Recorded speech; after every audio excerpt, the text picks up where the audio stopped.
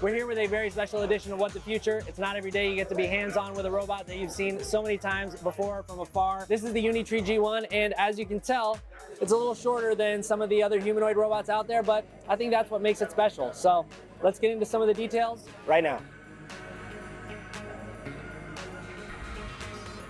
The Unitree G1, you can actually buy it right now via Looking Glass XR. You'll notice that the price is a little bit higher. Unitree's been advertising it as starting at $16,000, but via Looking Glass XR, the starting price is actually $28,000. That's because via these resellers, they're available in the US market, whereas the $16K starting cost is for the Chinese market. The base model you can only operate via remote control, which you'll see me do. There's a lot of ways you can customize them. You can add on different attachments and parts and hands. The early units of these are aimed at developers who are gonna help build out the capabilities of this humanoid robot. So this is a control unit for the Unitree G1. This is my first time getting to walk it around and see how it goes. So this is forward, and we can take it backwards here. We can turn it to the right and walk it. And then it's got some pre-programmed moves we can do here. So I think select A is the handshake.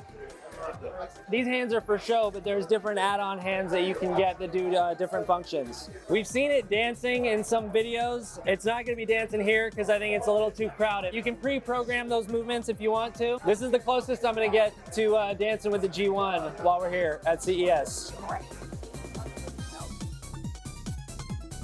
Some fast facts about the Unitree G1. You got a built-in microphone. They're working on some ChatGPT integration so that you'll be able to talk to it. As for how it perceives the world, you've got a depth camera and Lidar built into the facial zone here. So you see in a lot of robot videos, companies like to make sure their things are kind of robust, so they kind of push them around a little bit, making sure that they can take any kind of bumps they might take in the real world.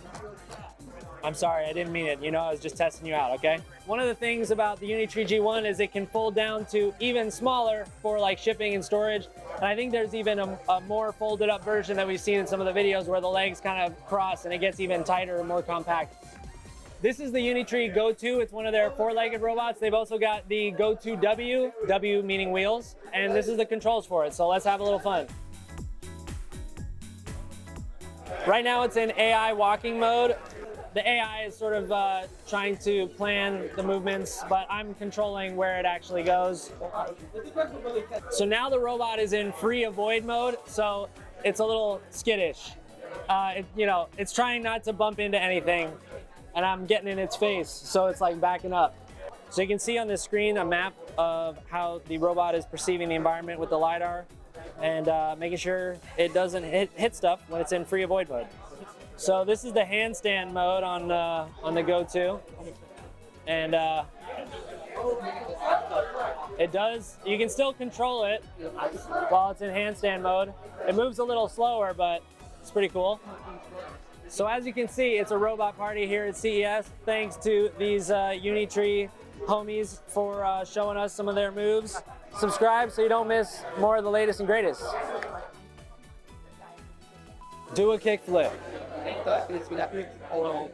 I haven't found the kickflip button yet.